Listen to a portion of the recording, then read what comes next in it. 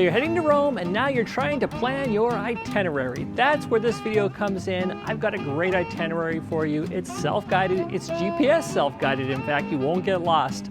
You won't want to miss this whether you're spending 1 day, 2 days, or 3 days in Rome. This will give you a great start to each of those days. I've got lots to share with you. Let's get started.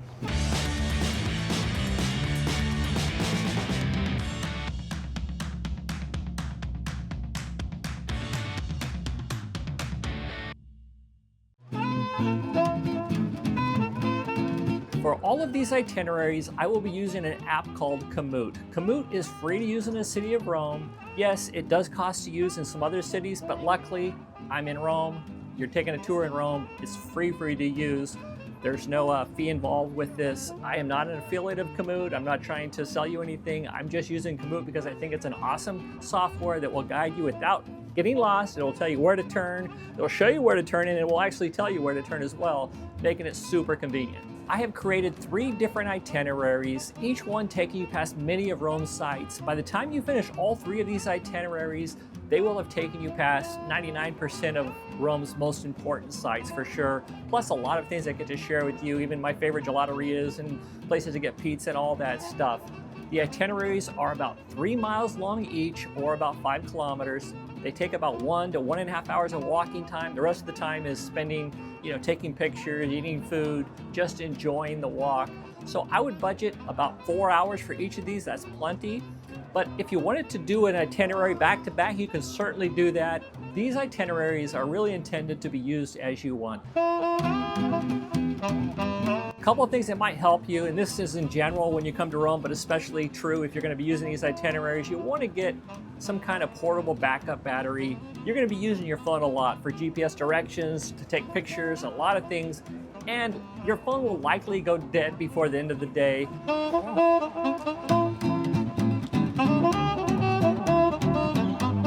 Another thing that's kind of fun to have, by no means is this a necessity, but to have smart glasses. These are Ray-Ban Meta glasses. They really come in handy. They have great speakers in them. You can take pictures, you can take videos.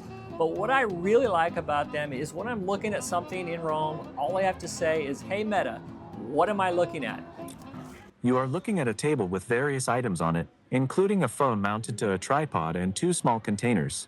There is also an outdoor seating area in the background. So that kind of gives you an idea. Now, if I'm looking at a famous monument, it'll tell me the monument, and then I can ask for additional information. For example, I could just say, hey Meta, tell me about the Pantheon. The Pantheon in Rome is an ancient Roman temple built around 126 AD by Emperor Hadrian, featuring the world's largest unreinforced concrete dome. So that kind of gives you a really good idea. These glasses have come in super handy for me. I really enjoy them. I think you would too. This itinerary starts at St. Peter's Basilica.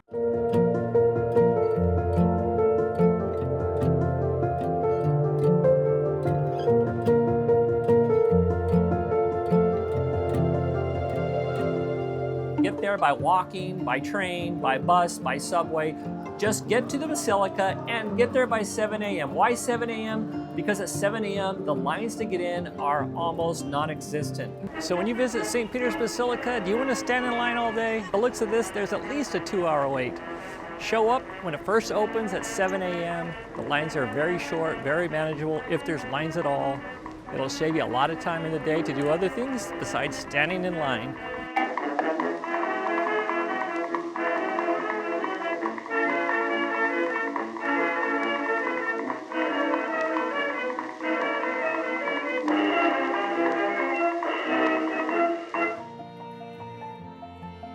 Also, by getting there early, that will allow those that want to go to the top of the dome and get that lookout, that opens up at 8 a.m. So what I recommend, depending on when you get into the Basilica, maybe you have yourself 10, 20, 30 minutes to kind of explore the Basilica, then get in line for the dome by no later than 7:45. That way you can be one of the first people that go to the top. You'll get unobstructed views of the entire city. Super fun thing to do. It costs 15 euros if you're going to use the elevator for halfway. Now, there are 551 steps in all, so if you take the elevator, you get eliminated by half of those stairs, and that's 15 euros. But if you're willing to walk from the bottom all the way to the top, it is 10 euros. So it's a bargain, but either way, Just know that there are quite a few stairs, not impossible by any means, but there are quite a few stairs, and it's kind of tight quarters for those that may be claustrophobic. It may not be the ideal thing for you, but if you're able to do that, that's a super fun thing to do. And then when you come down from the Basilica, then you'll have plenty of time at that point to go tour the rest of the Basilica before starting this tour. This itinerary starts at Vatican City, makes its way to Castel St Angelo, then passes through Piazza Navona, Campo dei Fiori, Largo Argentina, through the Jewish Ghetto, and finally to Circus Maximus. And along the way, we'll see a lot of other additional and important sites, including some great places to eat. As we leave Vatican City, we're going to be walking down this very majestic street right here as we head towards Castel St Angelo. Let me turn it around here. This really is an awesome street. So we'll be walking right down this road here, and then as we get to Castel St Angelo, there's a really interesting bridge. Be sure to walk across it. This is a pedestrian bridge with lots of interesting statues along the way. We're not going to cross the bridge completely. We're just going to check it out. Then we're going to be heading towards a viewpoint right down here. And we're going to be heading towards this bridge here, which is called Ponte Umberto. And right here is a fantastic location right on this end to get an excellent view of St. Peter's Basilica.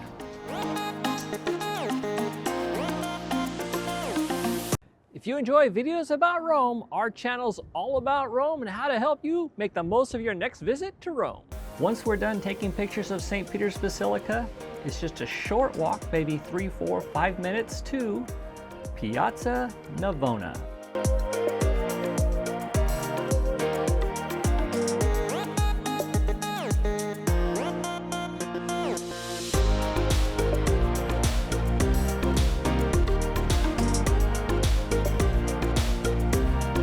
Once you get to Piazza Navona, in case you're hungry, there are some great options nearby. They're not on the GPS, but you can put those in your phone, and they're just a short 3-4 minute walk. The first is for gelato at Frigidarium, one of our favorite gelaterias. Right next to Frigidarium is a place called Pizza da Buffetto. It's more of a sit-down place where you can grab pizza. It's a Roman-style pizza, not to be confused with the Napolitan style or the Taglio style. This is a very large but very thin crust pizza. It's one of the best in the area for that Roman-style pizza. Another option is for tiramisu. Just down the street from those two is another place called Two Sizes, a very short walk from Piazza Navona. You can grab that tiramisu and take it out to the piazza and enjoy the views there. The last place I'll mention is a place called Mommy Pizza. Again, a very short walk from Piazza Navona. It's a takeaway place. They have calzones and different sandwiches and pizzas. It's actually really good, and again, it's very close to Piazza Navona. Once you are ready to leave the Piazza Navona area, the GPS will take you right over here to this very important basilica in the area called La Basilica di San Andrea della Valle. Be sure to check it out. As I went down in the river to pray, studying about that good old way, and who shall wear the starry crown, good Lord, show me the way. Oh, sisters, let's go down, come on down. Once we leave the basilica, the GPS is going to take you right over here to these white tent areas. This is called Campo dei Fiori.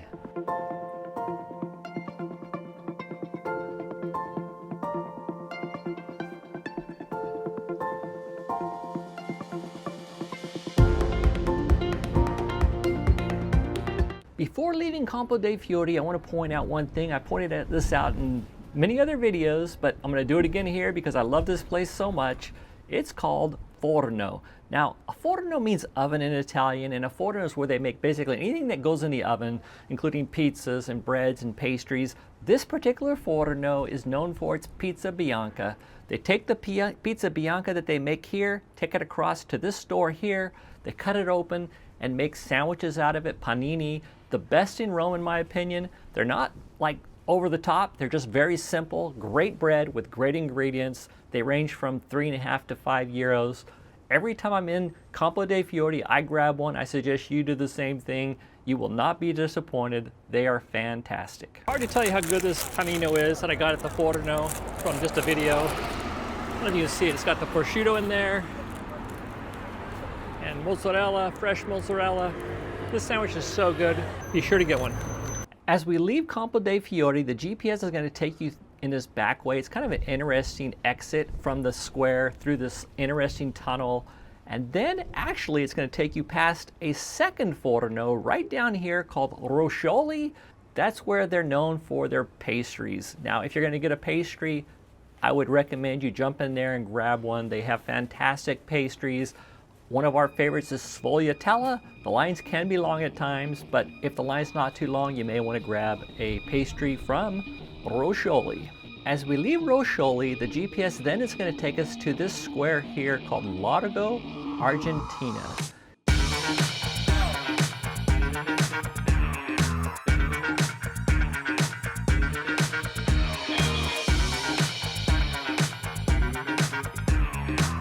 This is where Julius Caesar was assassinated in 44 BC. Today there's just a lot of interesting ruins. It's also a cat sanctuary, so you may see some cats wandering around in there. But another thing I want to point out, right on this side, there's actually a great Italio-style pizzeria called Pizza Florida. What I like doing when I'm in the area is I grab some pizza, I take it across the street, and just kind of enjoy the views of the square. Once you are ready to leave the Largo Argentina area, the GPS will then guide you to an important fountain, a little teeny square, where there's a fountain called Fountain of the Turtles.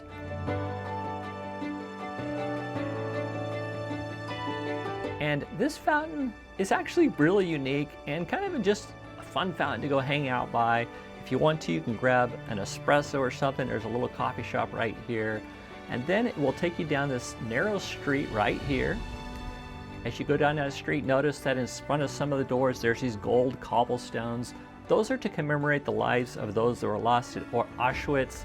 During World War II, some of the Jews were taken from Rome to Auschwitz, unfortunately, and some of them lost their lives. Actually, most of them that went lost their lives. But in front of the doors, you'll see those. And then you're going to end up into a main commerce area. This street here is a great place to maybe grab a more substantial meal. There's tons of restaurants to choose from, including fast food to sit down, and just a really great atmosphere to grab a meal at the Jewish Ghetto. When you're done going through the Jewish Ghetto, the GPS then is going to take you to what I think are some of Rome's most interesting ruins. Right through this area here, you walk down this path, you see ruins on both sides. It's just very interesting, a very pleasant walk.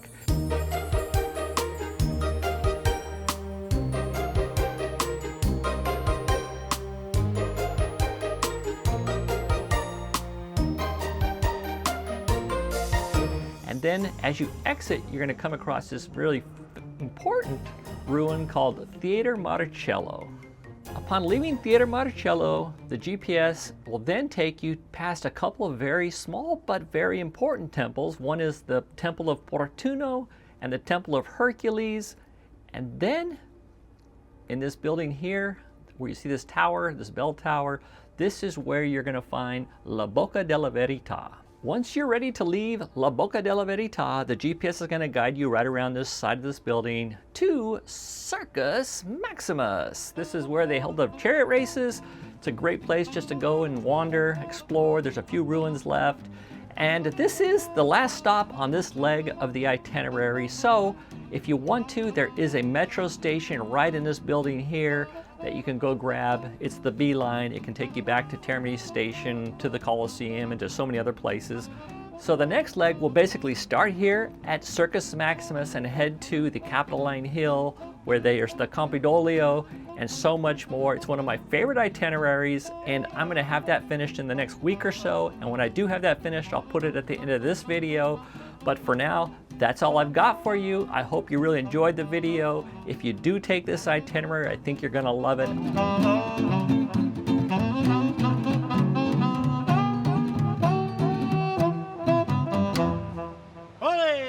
We have a travel guide. If you haven't seen that yet, I'm gonna leave a short video to that in the description, along with a discount code, so you can pick that up for right around $20. Alla prossima, to the next one, ciao.